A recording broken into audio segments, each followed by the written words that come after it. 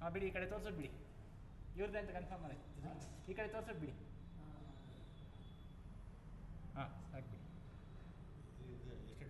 ಹಾಂ ಮೀಟ್ರಲ್ಲಿ ಇದೆ.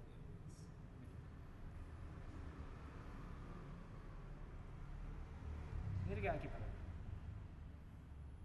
ಕೇಸಿಂಗ್ ಎಷ್ಟು ಇಂಚ್ ಇರೋದಿಲ್ಲ? ಇದು 3.5 ಇಂಚ್ ಕೇಸಿಂಗ್. ಇದು ಅದರ ಮೇಲೆ ಕಬ್ಬಿಣದ್ದು 4.5 ಇಂಚ್ ಕೇಸಿಂಗ್. ತುಂಬ ಹಳೆ ಬೋರ್ವೆಲ್ ಇದೆ, ಭಾಳ ಹಳೆಯದು. ಹೆಚ್ಚು ಕಡಿಮೆ 25 ಇಯರ್ಸ್ ಓಲ್ಡ್ ಬೋರ್ವೆಲ್.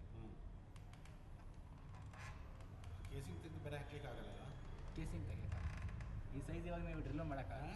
ಈ ಸೈಜ್ ಇವಾಗ ಡ್ರಿಲ್ ಮಾಡೋಕ್ಕಾಗಲ್ಲ. ಇವಾಗ 6.5 ಇಂಚ್, ಇದು 4.5 ಇಂಚ್. ಇದರೊಳಗಡೆ ಹಾಕೋಕ್ಕಾಗಲ್ಲ, ಇದನ್ನು ಡ್ರಿಲ್ ಮಾಡೋಕ್ಕಾಗಲ್ಲ. ಚಿಕ್ಕ ಮಿಷಿನ್ ಆಗಲ್ಲ. ಚಿಕ್ಕ ಮಿಷಿನ್ ಯಾರ ಹತ್ರನೂ ಇಲ್ಲ, ಬಿಗ್ ಸೈಜ್ ಇಲ್ಲ. ಇಲ್ಲ ಹುಡುಕ್ಬೇಕು, ತುಂಬ ರೇರ್ ಇರ್ಬೋದು, ನಮಗೆ ಗೊತ್ತಿರೋ ಹತ್ರ ಇಲ್ಲ. ಇದೆಲ್ಲ ಫಸ್ಟ್ ಸ್ಟಾರ್ಟ್ ನಿಂತ್ಕೋದು ನೀರಿನ ಜಾಗ. ಫಸ್ಟು ಈ ಜಾಗದಲ್ಲಿ ನೀರು ಇರ್ತಾ ಇತ್ತು ನಿಮಗೆ, ಕಲರ್ ಕೊಟ್ಟಿರೋದು ಪೈಪ್.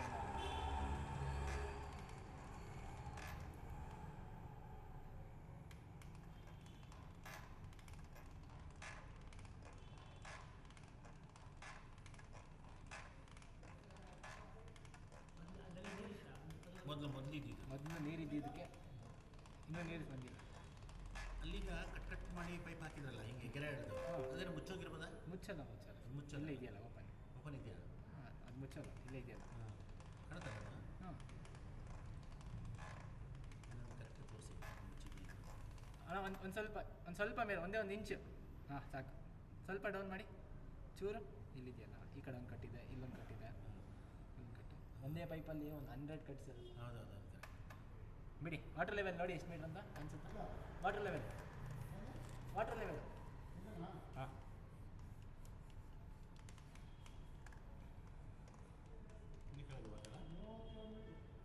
ಇಲ್ಲಿ 39 ಇದೆ, 32 ಇರ್ಬೋದಾ? 32 ಮೀಟರ್ಸಾ? 32 ಡೌನ್ ಮಾಡಿ. 32 ಮೀಟರ್ಸ್ ವಾಟರ್ ಲೆವೆಲ್. ಹಾಂ ಬಿಡಿ, ಶೇಕ್ ಮಾಡಿ. ಹಾಂ, ನೀರೊಳಗಡೆ ಹೋಗ್ತಾ ಇದೆ, ಬಿಡಿ.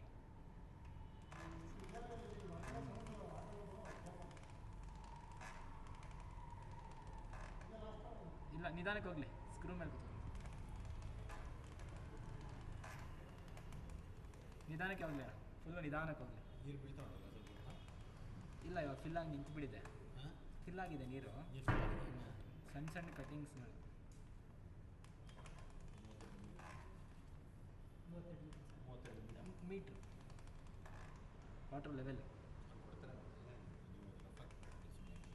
ರೆಕಾರ್ಡ್ ಆಗಿಬಿಡುತ್ತೆ, ಅಲ್ಲೇ ಆಗುತ್ತೆ ವಾಯ್ಸ್ ರೆಕಾರ್ಡ್.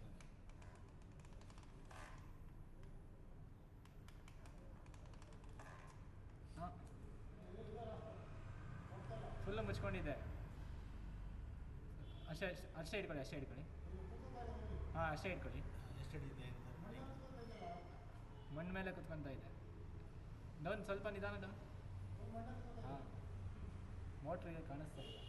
ಮೋಟ್ರಿಗೆ ಕಾಣಿಸ್ತಾ ಇಲ್ಲ, ಫುಲ್ ಮಣ್ಣೆ ಇದೆ.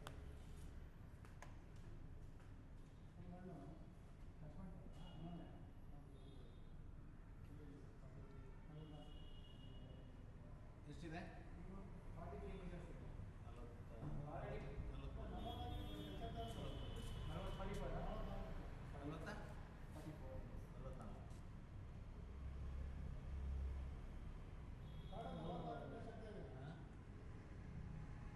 44 ಫೀಟ್.